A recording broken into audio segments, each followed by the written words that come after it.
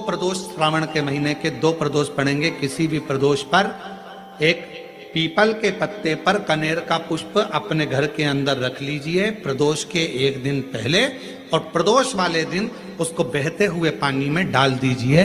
जिंदगी में जो तुम्हारे यहाँ तकलीफ चल रही है, एक उठ रहा है, एक बैठ रहा है, एक बीमार पड़ रहा है, एक ठीक हो रहा है, फिर बीमार पड़ रहा है, फिर ठीक हो रहा है, ये ठीक हुआ, फिर इसको हो गया, फिर इसको कुछ हो गया, फिर किसी को कुछ हो गया, अर्थात शिव का नाम लेकर। और फिर ही ध्यान देना, इस क्रम को करने के लिए आपको तुम रुकेश्वर महादेव का नाम लेना पड़ेगा। आपको मालूम होगा कि ये सोमवार का दिन, सावन के महीने का सोमवार इतना प्रसिद्ध क्यों है? श्रावण के महीने के सोमवार का इतना महत्व क्यों होता है?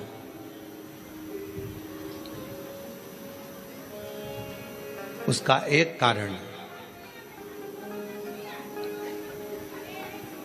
सावन के सोमवार का इतना महत्व क्यों है? सारे सोमवार होते हैं, सारे श्रावण सोमवार का दिन होता है, सारे सोमवार मान्य होते हैं, पर सावन के सोमवार की इतनी महत्वता क्यों है?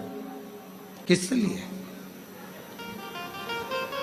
और शायद हमको लगता है कि जितने भी आस्था चैनल पर कथा सुन रहे हैं, जितने फेसबुक यूट्यूब पर कथा सुन रहे हैं, जितने आपने अपने मोबाइल पर सोशल मीडिया में कथा सुन रहे हैं, हमारे को लगता है कि उनको भी नहीं मालूम होगा कि सावन के सोमवार की इतनी महत्वता क्यों है, किस लिए। सावन के सोमवार की महत्वता इसलिए है कि भगवान देवाधिदेव महादेव का विवाह ख्याति देवी लक्ष्मी जी से करना चाहती थी, पर माता लक्ष्मी ने, भगवान शिव ने माता लक्ष्मी का चेहरा देखा, पढ़ लिया कि ये तो भगवान नारायण का स्नेह है, और भगवान नारायण लक्ष्मी जी से विवाह करना चाहते। और दोनों के विवाह की बात भगवान देवाधिदेव महादेव ने माता ख्याति देवी से कह दी कि इनका विवाह करो। अब माता लक्ष्मी जी ने बड़ा निवेदन करा, आपने हमारा विवाह भगवान नारायण के साथ में कर दिया, हमारे मन की बात को रख लिया, बड़ी कृपा करी भोले बाबा। मेरा मन है मैं आपके चरणों की सेवा करूं, मुझे कोई सेवा आपकी बताओ। शिव मंदिर में कभी भी जाकर पंडित जी से मत पूछना कि यहां की कोई सेवा मुझे बताओ। भगवान के अन्य मंदिर होंगे तो वहां जाकर पूछना, देवी जी के मंदिर में यहाँ सेवा बताओ, राम जी के मंदिर में पूछना यहाँ सेवा बताओ, भगवान कृष्ण के मंदिर में पूछना हमारे लिए कोई सेवा बताओ, भगवान दत्त के मंदिर में पूछना हमारे लिए सेवा बताओ। सारे मंदिरों में जाकर कहना कि हमारे लिए सेवा बताओ, पर शिव जी के मंदिर में जाकर मत कहो कि हमारे लिए सेवा बताओ। वहां तो झाड़ू उठाओ, सेवा में लग जाओ। वहां तो निर्माल्य पड़ा है, उसको उठाओ, विसर्जन में ले जाओ। वहां पोछा उठाओ, पोछा लगाना प्रारंभ कर दो, शिव जी का श्रृंगार करना प्रारंभ कर दो, शिव जी का सुंदर स्नान कराना प्रारंभ कर दो। शिव मंदिर में सेवा पूछी नहीं जाती, सेवा करी जाती है।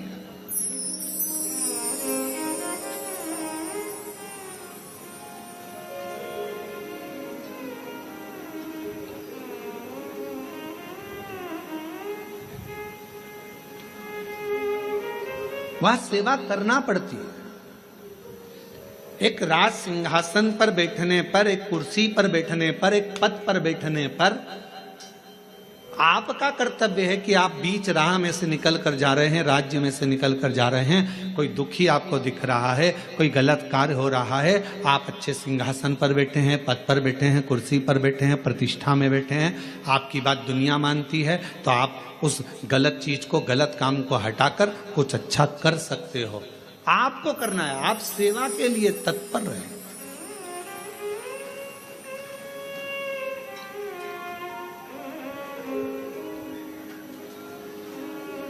यहां चुनाव होते हैं, जम के तो बोलो, पार्षद बनते हैं, जम के बोलो, बनते हैं, अध्यक्ष बनते हैं, उपाध्यक्ष बनते हैं, सचिव बनते हैं, सारे पद दिए जाते हैं।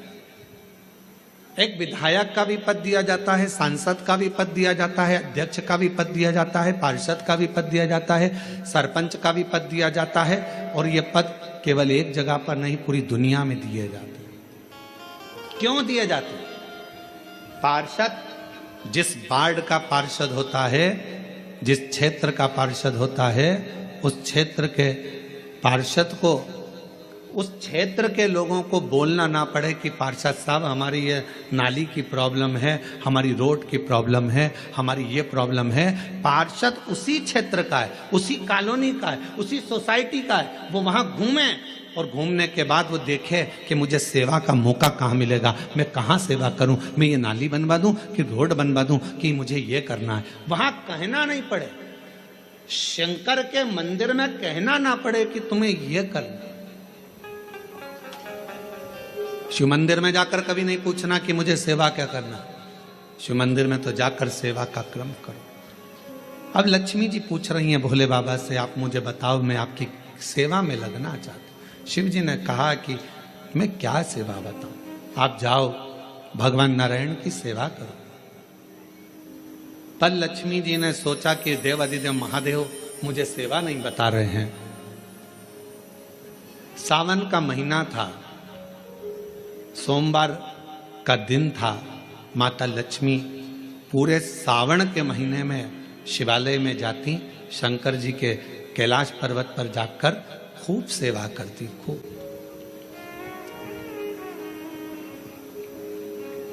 प्रथम सोमवारी निकल गई, द्वितीय सोमवारी निकल गई, तृतीय निकल गई, चतुर्थ आ गई।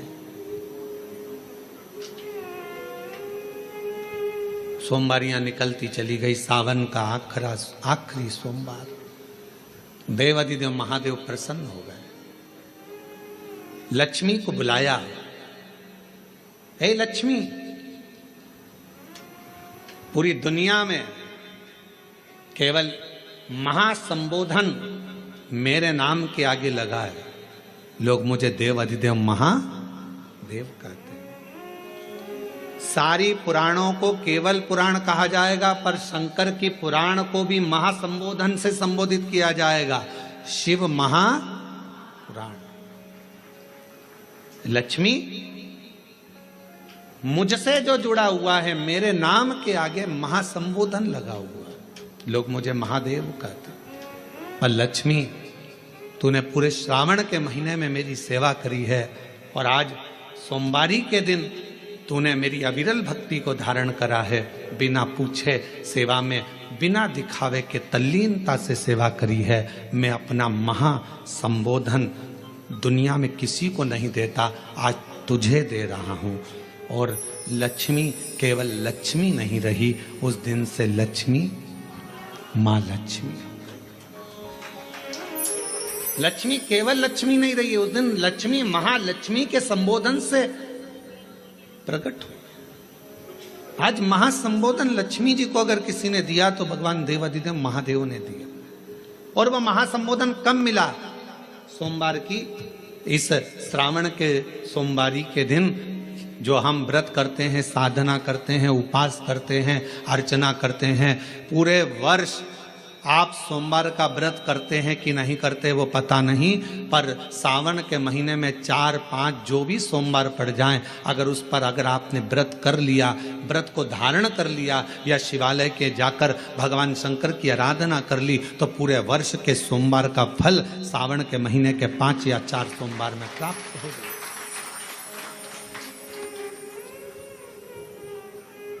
श्रावण के सोमवार की इतनी महत्वता है। वासुकी नाग और शेषनाग।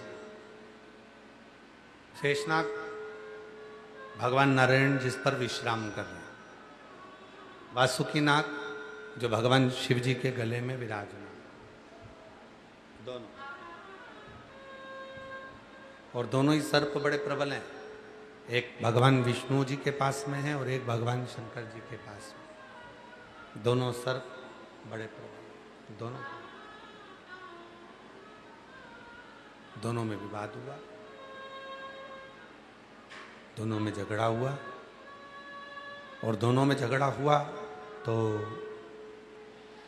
वासुकी नाग ने कहा शेषनाग से, आज अपन दोनों भाई एक जगह पर बैठे हैं, चलो थोड़ी देर शिव चर्चा करते हैं।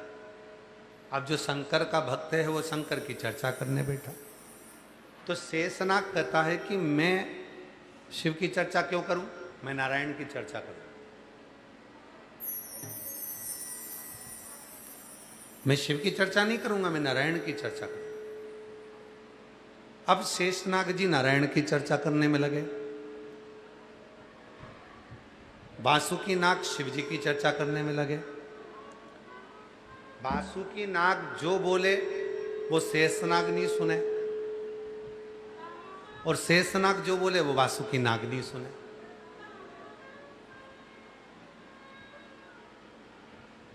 पति और पत्नी दोनों शंकर के उपासक मिल जाएं तो समझ लेना कि भगवान की बड़ी कृपा हुई है, बड़ी करुणा हुई।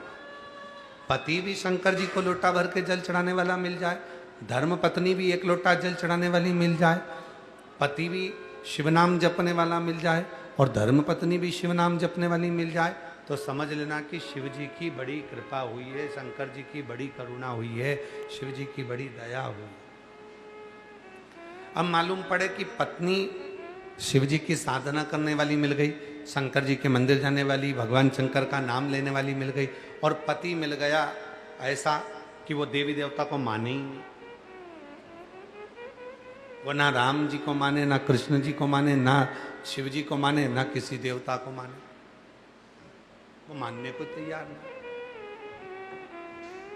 फिर क्या करोगे? अब तुम कर रही हो कि चलो मेरे साथ पूजन में बैठ जाओ। 11 अगस्त को महाराज जी पूजन करा रहे हैं ऑनलाइन, चलो तुम मेरे साथ बैठो ऑनलाइन पूजन में। अब तुम पति को बिठा रही हो कि ऑनलाइन पूजन में तुम बैठ जाओ, और पति के मैं नहीं बैठूंगा, मैं मानता ही नहीं। अब करो तो करो क्या? तो शिव पुराण की कथा कह रही है उसको अपना करने दो और तुम अपना करो। वो कहते ना, हाँ, शिव पुराण की कथा कहती है तुम अपना कर्म करो, उसको अपना कर्म करने दो। और जब तुम अपना कर्म करने लगोगे, तुम भजन करने लगोगे, शिव की आराधना साधना करने लगोगे, भगवान शंकर की अविरल भक्ति में तुम डूबने लगोगे, अगर तुम्हारी भक्ति श्रेष्ठ है, तुम्हारा भजन प्रबल है, तो निश्चित है एक दिन पति भी भले किसी को नहीं मानता, एक दिन तुम्हारे साथ बैठकर शिव महापुराण की कथा जरूर सुनेगा और शिव की साधना आराधना जरूर, ये निश्चित।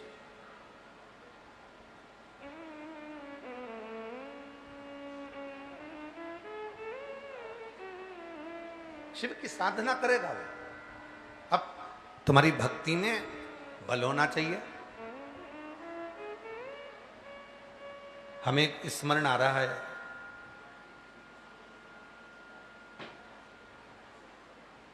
इंदौर की एक घटना हमें स्मरण में है कि एक बार एक महिला ने, एक बार एक स्त्री ने, एक माता ने आकर कहा, गुरुजी, केवल एक सावित्री ही ऐसी थी जो सत्यवान के प्राण वापस लेकर आई थी। हमने कहा, जी जी तुम झूठ बोल रही हो, केवल स्त्री अकेली नहीं होती जो सत्यवान के प्राण वापस लेकर आ जाए। केवल एक स्त्री ही नहीं है जो सत्यवान के प्राण वापस लेकर आ। अगर दोनों में प्रेम है, स्नेह है, समर्पण है और भगवान शिव की दोनों अविरल भक्ति को धारण करते हैं, तो ये निश्चित है भगवान की कृपा होगी तो एक दिन सत्यवान भी सावित्री के प्राण वापस ला सकता है। अगर विश्वास प्रबल है तो, भरोसा दृढ़ है तो। ए मेरी जीजियों,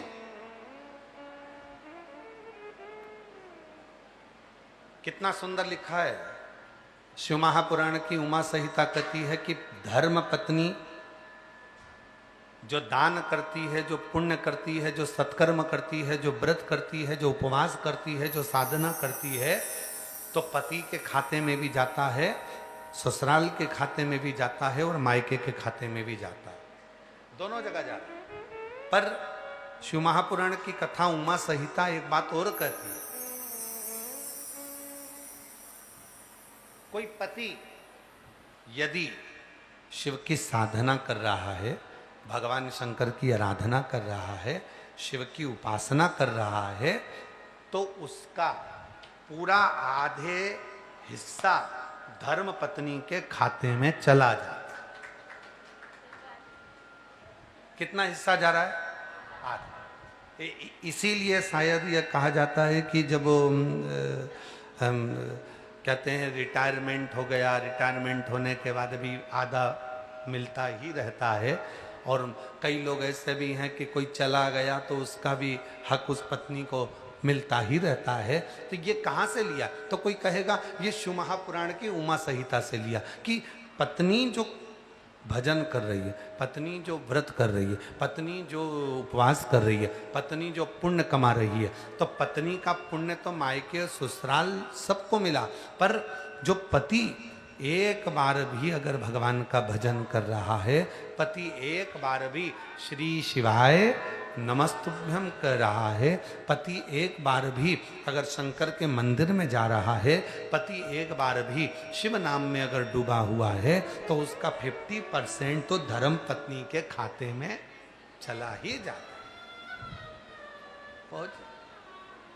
पत्नी का बेटे के खाते में गया, पत्नी का पुण्य पुत्री के खाते में गया, पत्नी का पुण्य ससुराल में गया, पत्नी का पुण्य ससुर मायके में गया, उसके भतीजा भतीजी जो जो कहते ना बुआ जी बुआ जी बुआ जी, तो भतीजे को भी मिला, पुण्य मिला। अब पर पति का जो पुण्य है वो पुत्र को नहीं, पति का जो पुण्य है वो पुत्री को नहीं, पति का जो पुण्य है वो कहीं नहीं। पति का पुण्य अगर मिलेगा तो उसकी धर्म पत्नी को आधा अवश्य प्राप्त होगा, जिससे वो अपने जीवन की सार्थकता को सिद्ध कर सके।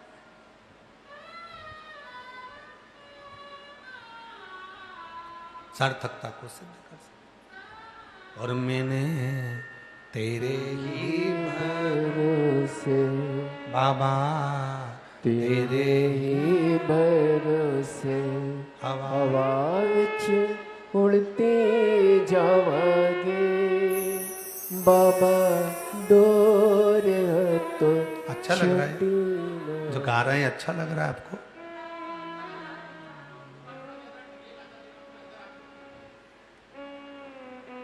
भोले मैं तेरी पतंग शंभू, मैं तेरी पतंग हवा विच उड़ती जावांगे बाबा, डोर है तो छड़ी ना मैं कटी जावांगी। भोले मैं तेरी पतंग शंभू, मैं तेरी पतंग। तो शिव कथा कर रही है।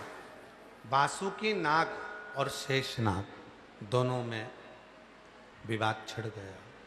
वासुकी नाग और शेषनाग में दोनों में विवाद छिड़ गया। वासुकी नाग कुछ कर रहे हैं तो शेषनाग को ठीक नहीं लगा, और शेषनाग कुछ कर रहे हैं तो वासुकी नाग स्वीकार नहीं। दोनों में विवाद है, दोनों में झगड़ा, दोनों लड़ रहे हैं। भगवान से प्रार्थना करना कि पति और पत्नी की जब जोड़ी बने तो ऐसी बने कि दोनों ही शिव के चरणों को समर्पित हो। समर्पित। कई माताएं कहती है गुरुजी मेरे पति कावड़ भरने के लिए नहीं आए, मैं आ गई। तो मैंने कहा ऐसा मत बोलो कि वो कावड़ भरने नहीं आए, भले वो नहीं आए पर उनकी आज्ञा से तो तुम आए, और आज्ञा मिली है मतलब वो स्वयं भी तुम्हारे साथ तुम्हारी कावड़ यात्रा में कदम से कदम मिलाकर चल रहे हैं। केवल तुम अकेली नहीं हो। कोई ये कह दे कि केवल मैं कावड़ भरने आई हूँ, मेरा पति नहीं आया, मैंने तो खूब कहा था उनसे, वो आए नहीं, मैंने तो खूब निवेदन करा था, उनसे तो उनकी दुकान ही नहीं छूटती, उनसे तो उनका काम ही नहीं छूटता, उनसे तो उनका व्यापार ही नहीं छूटता, उनसे तो घर ही नहीं छूटता। मत छूटने दो ना, उन्होंने तुम्हें तो मना नहीं कराना, तुमसे तो कह दिया टिकट करा दे रहा हूं। टिकट कराने तुम थोड़ी ना गई थी, टिकट पति ने कराया, बेटों ने कराया, परिवार वालों ने कराया। अब जब सबने मिलकर टिकट करवाया, तुम्हारी सहेली के साथ, तुम्हारी बेस्ट फ्रेंड के साथ तुम अगर कावड़ भरने के लिए आए हो तो तुम अकेले नहीं आए हो। ये मत कहो कि वो नहीं आए और वो फुर्सत नहीं है, उनको ये नहीं है। नहीं नहीं नहीं, उनकी आज्ञा थी, उनका मन था कि तू चली जा, मैं नहीं जा पा रहा, फिर भी वो तुम यहाँ हो। अब कई लोग कहते हैं कि हम अकेले कावड़ भर रहे हैं, काय के अकेले कावड़ भर रहे हो? तुम यहाँ पर हो, वो दुकान पर बैठा है तो भी उसका दिल तुम्हारी कावड़ में ही लगा हुआ है, उसका मन तुम्हारी कावड़ में लगा।